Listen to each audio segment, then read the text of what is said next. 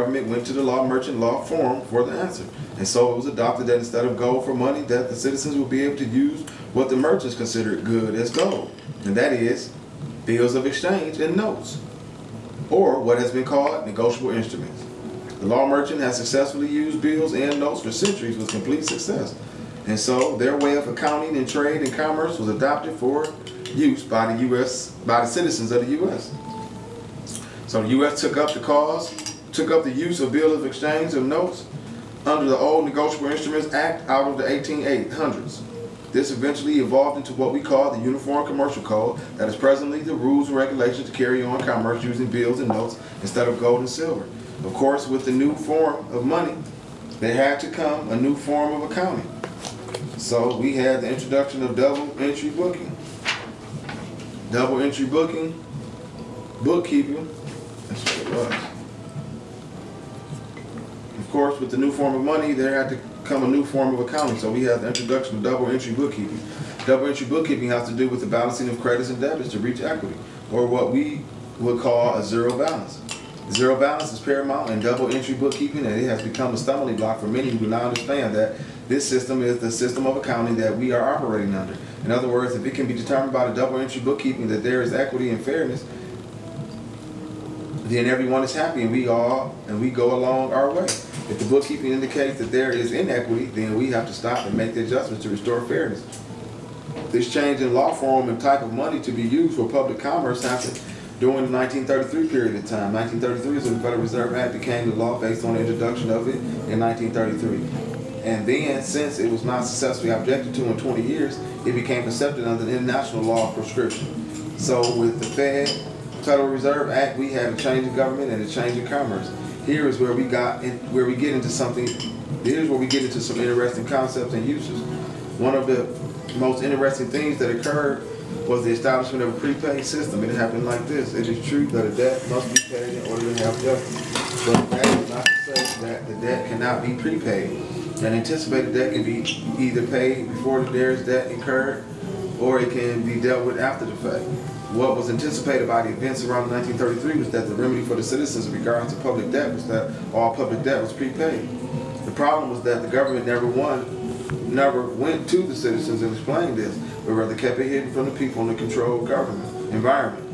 So the people who depended on the government to regulate their commerce were kept from the knowledge of how this new deal really worked, and consequently the people were robbed by those elements in society who did understand how the system worked. I was once lost, but now am found, was blind, but now I see. So now let's get to the solution of the problem that was caused by the lack of education owed to the people by the government. Once the government started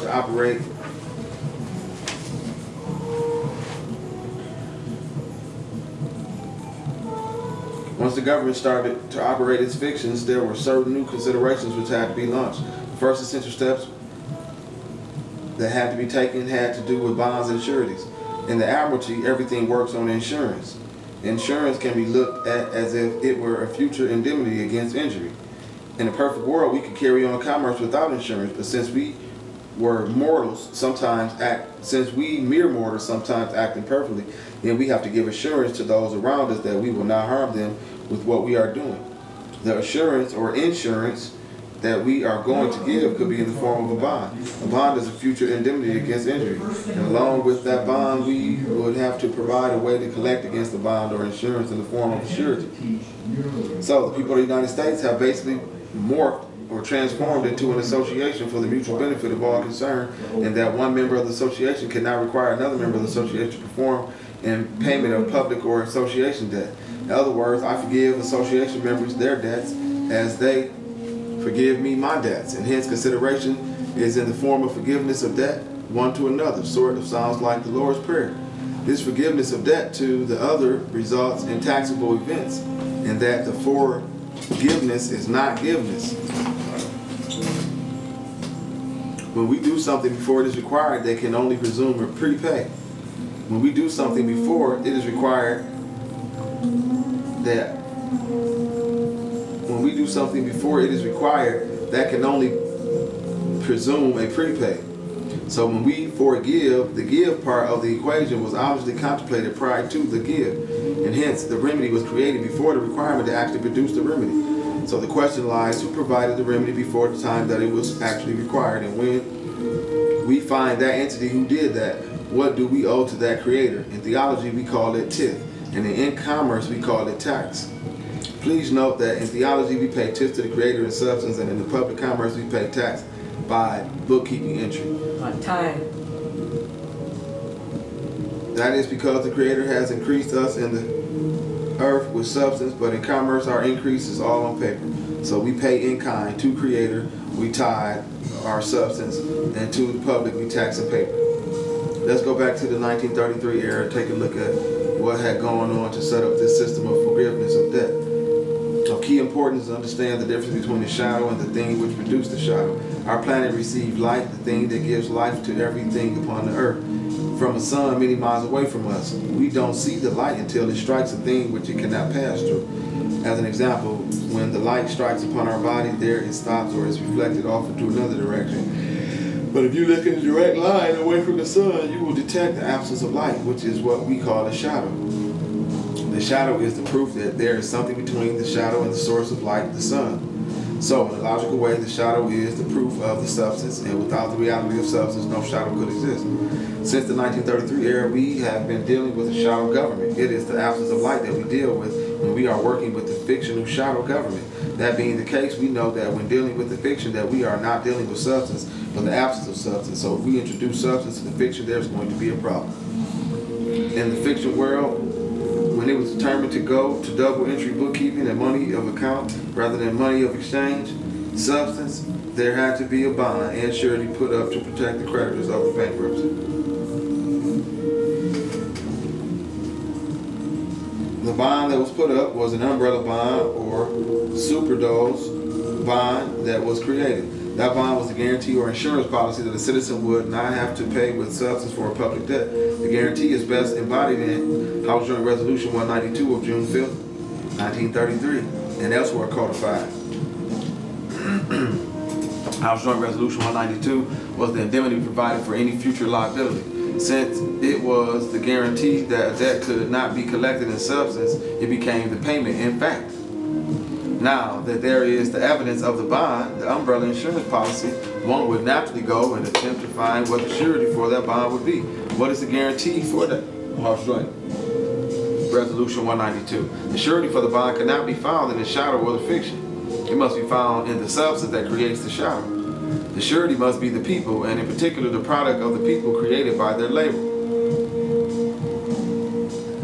The evidence that surety has been pledged for the guarantee of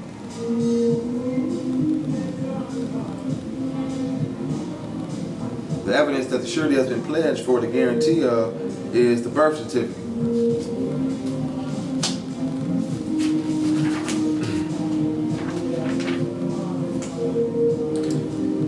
But here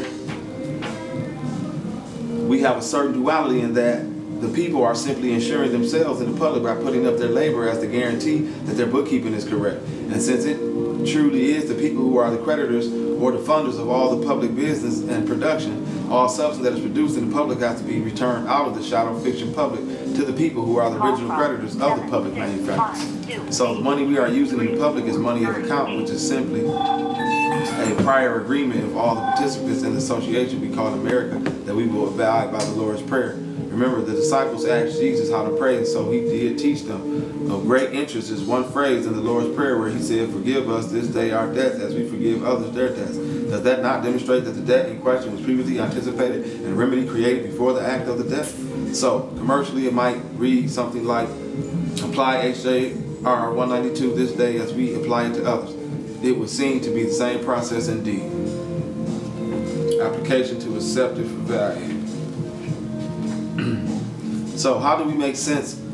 How do we make some sense of this accepted for value thing that seems to be so popular? How does it apply? Well, since the men and women are the guarantee for the liability in the public by the act of accepting the benefit privilege of limited liability to the public debt, then it is obvious that the men and women are the creditors of the public or national bankruptcy. The men and women are the sponsors of the credit. What has happened with the U.S. is that it has been operating a reorganization bankruptcy specifically called Chapter 11. This is an interesting bankruptcy in that in this reorganization, the filer of the bankruptcy Voicemail. Fills the role as the trustee in the bankruptcy in the position known as debtor in possession. And if any creditor in the Chapter 11 does a dishonor in the bankruptcy, the debtor in possession in the role as trustee will liquidate the creditor to the amount of the dishonor, because the creditor has become a delinquent creditor, meaning that the creditor had the obligation to settle the matter with the debtor but refused to do so when so requested. So any request made by the debtor in possession to the creditor of the bankruptcy must be accepted. If not, the creditor turns into a delinquent creditor and gets liquidated by the debtor in possession. So if on a certain day a debtor comes to the creditor and says, "Forgive me this day my debts," and the creditor does not openly and freely forgive the debtor, then the Lord will call him to account for that insult on the prepayment of debts. In theology, we would call it blasphemy against the Son of God. And in commerce, we would say it is a violation against public policy. It would be a dishonor of a benefit which has already been utilized by the person when they become a part of the association of citizens who were guaranteed to one another that they would not hold one another accountable for any public liability. Now let's start to talk about these public liabilities that we are required to forgive. Anything that can be shown as an entry on a double entry bookkeeping account will be, of course, a public liability. If a certain matter cannot be ledgered in a double entry accounting, then it is most likely a matter to be resolved in a private matter and not in the public realm. You can easily discern the public versus the private communication. The public request for adjustments always come directly to the trust account, demonstrated by the title of the trust being styled in all capital letters, such as John H. Smith. This is a direct attempt to attach the bond of the John H. Smith Trust. This is, of course, a violation of public policy to attach a future liability by trying to avoid the present liability. Look at this diagram. And they got bill, a note, or a bond. This is a typical demonstration of how one grade of debt is used as the insurance policy for a smaller debt. The bill represents some past liability, where the note, the promissory note, represents the present liability, and then the bond is the indemnity for some future liability yet undetermined. So the bill represents some past liability, where the note, promissory note, represents the present liability, and then the bond is the indemnity for some future liability.